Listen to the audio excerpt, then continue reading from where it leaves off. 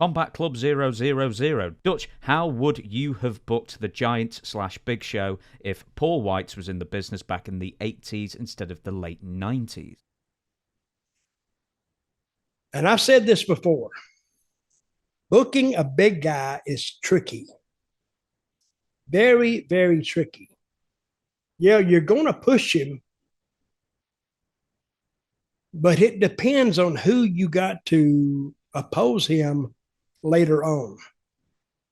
You better have some damn very over baby faces, because you can push him and have him beat all your underneath guys, but he's got to go against one of those top guys. And when you beat him the first time, and it's how you beat him or how he loses, which determines his fate going forward. Sometimes it's not the first thing you do with a guy or a tag team, it's the second thing. And then it's the third thing. But if you're working him toward a guy, and what I foresee the big guys back in those days doing, they would only have like maybe a 6-week run with the top guy, and then maybe a 6-week run with another guy. Then that big guy's done. What else are you going to do with it? Because his size wears off after a while.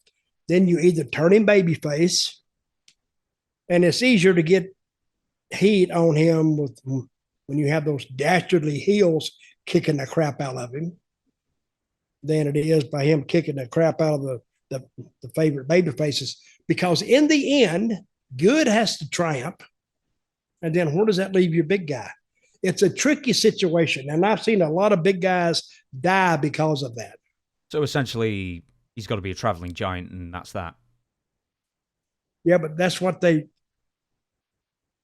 didn't want, because he had nowhere to travel to other than WWE or WWF. They didn't want him.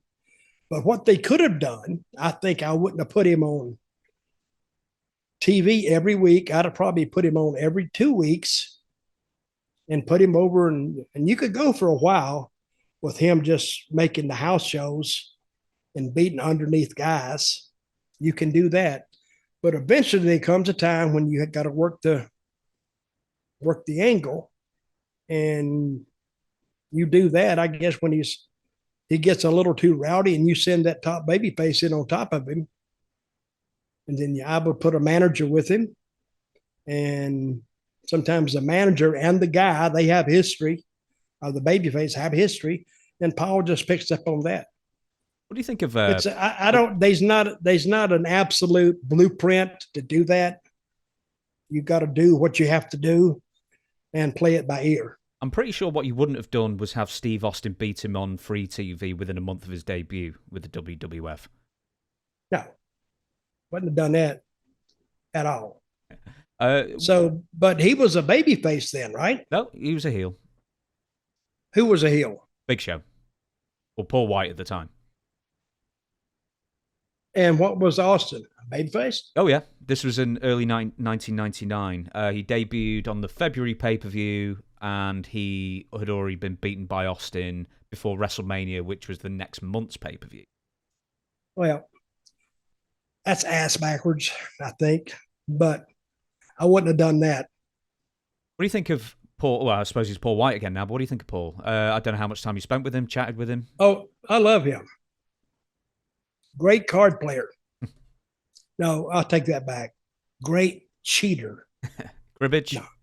Oh, what did we play? Some game we played it, and I forgot. But he'd beat me every time because he was just good at cards. And I've never been that good with cards. I could play the game. But for him to beat me as many times as he beat me, he was very, very good, or understood it more than I did. So he was a good card player. He's from Aiken, South Carolina. Did you know that? No, I didn't.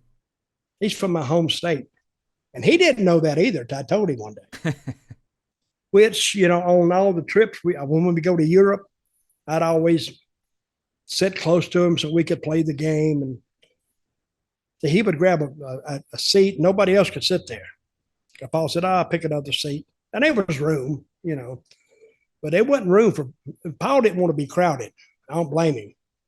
So I would have two seats to myself. Paul would have two seats because he'd take up two seats. He'd just lift up that middle armrest. And we weren't on commercial. We were on private. So there was room for all of us. But he is a very, very nice guy. He really is. Does Paul take cards more seriously, or does The Undertaker take playing cards more seriously? I don't know. I don't remember Undertaker taking cards that seriously. Did you hear a story he took cards seriously? It's on WWE Network. It's one of those documentaries about. It's probably that 6-parter on The Undertaker, and quite a lot of it seems to focus on him getting really pissed off playing cards with like one of the doctors or something.